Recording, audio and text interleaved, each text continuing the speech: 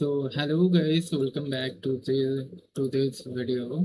In today's video we are going to learn how to build a product management system using OOP. Okay, uh, here you can see I already create a file. It's a product. So there you can see I build a product management system using a OOPS concept, basically object oriented programming in Python. So before going for the code, let's understand what our application will do. Our project management system will have the six options. One is add product, number two is view product, third is update product, fourth is delete product, and fifth is the calculate the total value of our products. Okay, and the last is and last option is the exit for close the program. So basically the user can manage a product using a simple menu. Now let's see how we can create this system using OOP. So first we create a class called product. Okay, so in here you can see I create a class and its name called product. Okay, after that creating a class, then we create a constructor using init. So here we create our constructor using init. Okay, init is by system defaults function, so it's used for a constructor. Okay, so the constructor will receive three values. Which three values? ID, name, and price. Self is for use the reference. Okay, self does use for reference. So now we have self dot id equals to the variable type is integer and its variable called id. Again, self dot name, it's a string type variable, stored the name, and again self dot price, which is a float type of a variable, it stored product price. Okay, so after that we create a method for add our product in a list. So now let's create our first operation, which is add product. For this we create a method called add prod.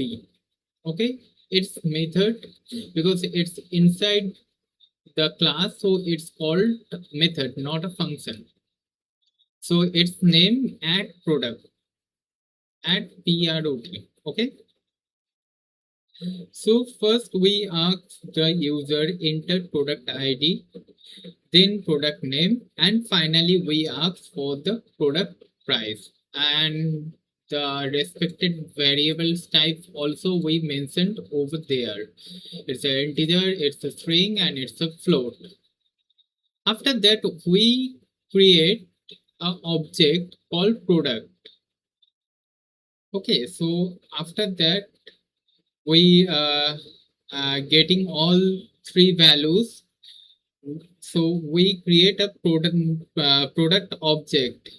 So something like product equals to product ID, name, and price. So these three values stored in a product type of a object. So now we have an actual product object, but we need somewhere to store this product. So for that reason, we have a list called product list. Where is the product list? So if you check there, I create a list and it's a list type. Okay, so I create here a list called product list. So again, we are going at the top, and here we can see I just use append method or function. It's basically a function, append function. So here I write product list because our list name is the product list dot append and braces open and product and braces close. So this adds our new product object to the list. Finally, we print message saying product added. So it's our first method for adding a product. After that, second option is our refer for what? It's refer for a view product. So again, we create this time we create actually two method. One is display product. So in this method, we just print our values. ID is self dot ID, name it refers to self dot name, and as for price as same.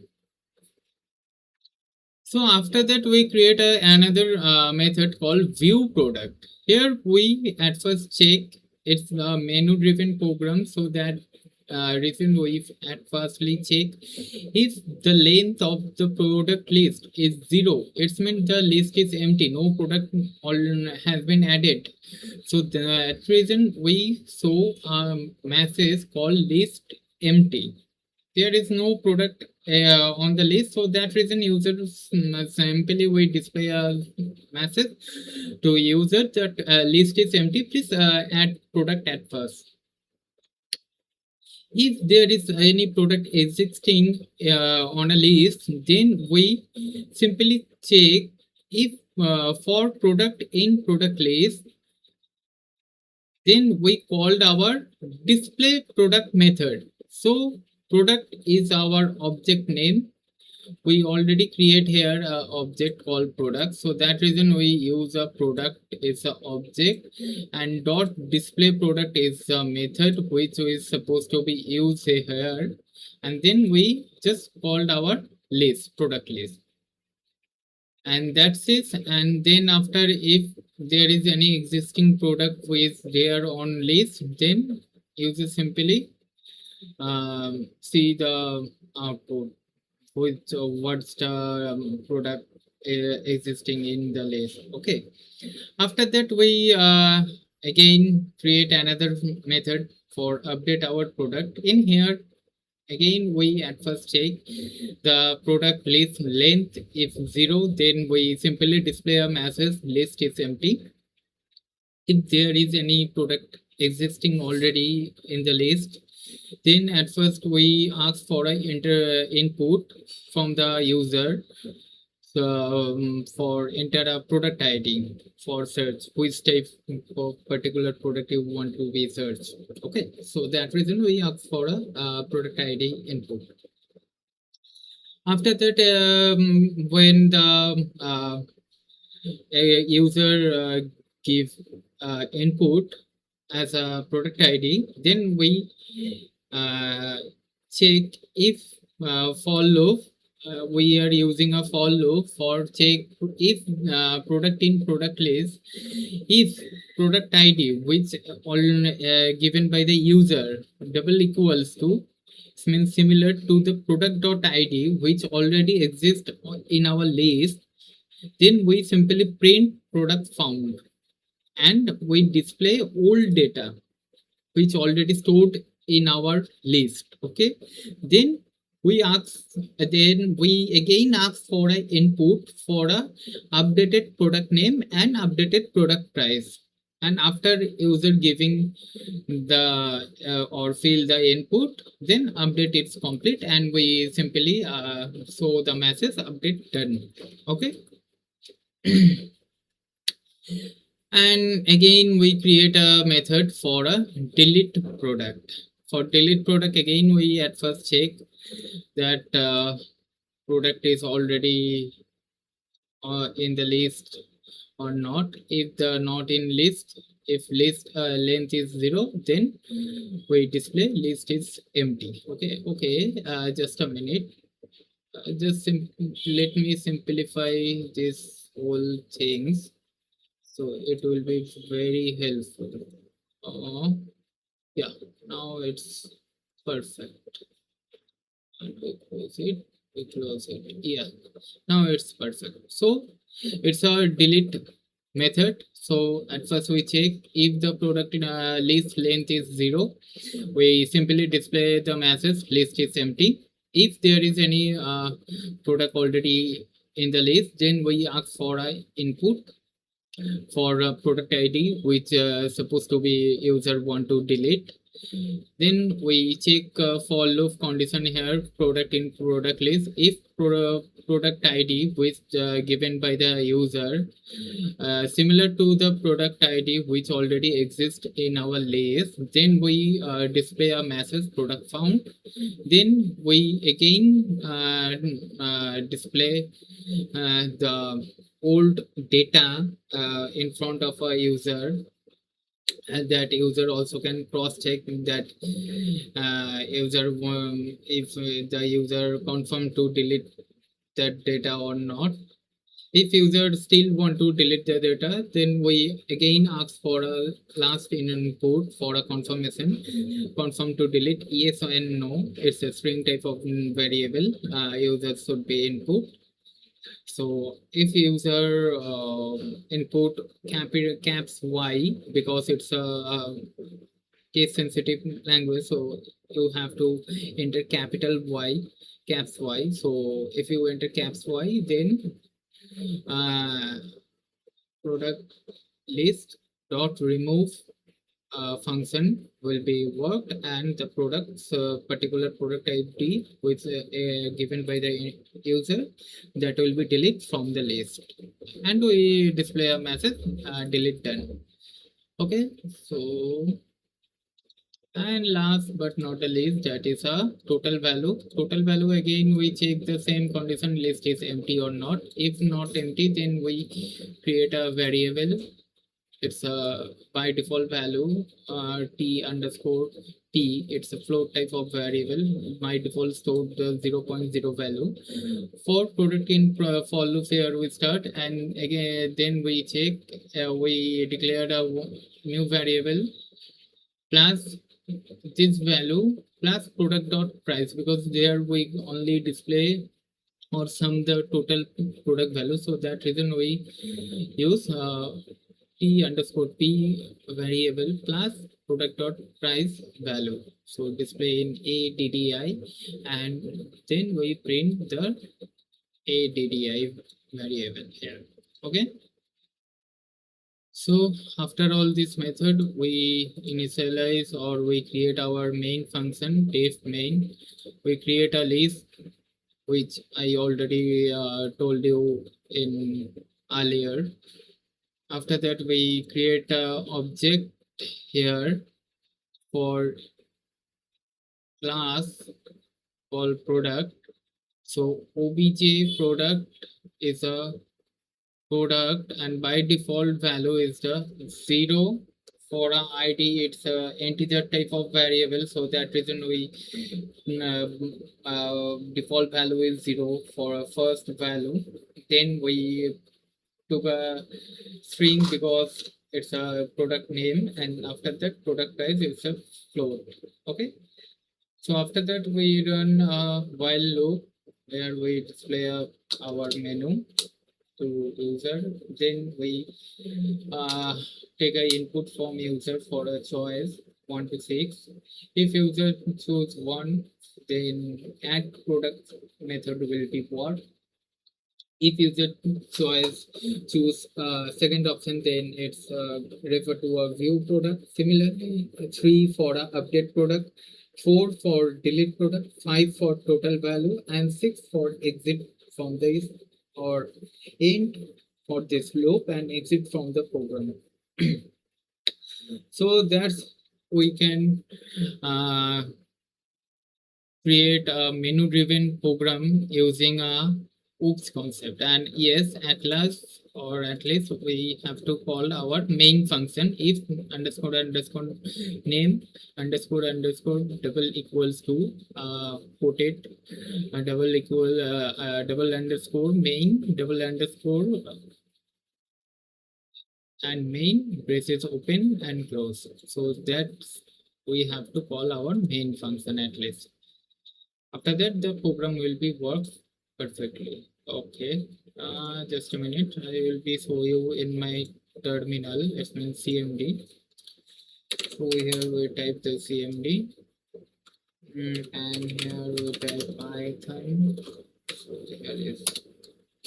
So at first we suppose it's a menu-driven program, so user can choose any option, no matter that user have to choose the first option at first. Okay. So suppose I want to choose second option for a view product. We already know there is a no product or exist in our list. So here we simply say the perfectly it's work and it's simply display list empty. So now we add a product called pen and its price 10. And again I want to add a product called uh, rubber and its price 20. Okay. Okay, so both the product added already in our list. So now display the product. So here we simply see, here we can see our both the product will print here. ID1 is referred pin and ID2 referred to rubber. Okay, if now I want to update number 2, says product ID number 2. So here is the old data we can see, and now I want to update. So updated product name, suppose I want to give in gum, and product price is supposed to be a 30.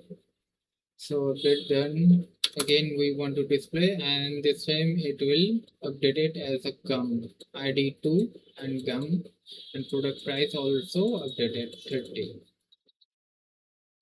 So now I want to delete a product. So option number 4, product ID should be supposed to be a 1, and it asks me for a confirmation because we here we declared a conditional statement. If C underscore T double equals to Y, then only remove function will be worked. Okay, so that reason here we can see the program asks for a confirmation, and we should be given in a caps Y or N. So Y, and here we can see delete done. So now if we check on our updated list, then only the ID2 is present, but ID1 is successfully deleted from our list. So that's the thing. I hope so. This video will be helpful for a concept regarding our oops. So on our next video, we will definitely try to create a new things using a oops concept, because it's a very important thing nowadays in Python especially. So hope so this video will be helpful for you. If you enjoy this tutorial, then please let us be comment, and thank you for watching. Happy coding.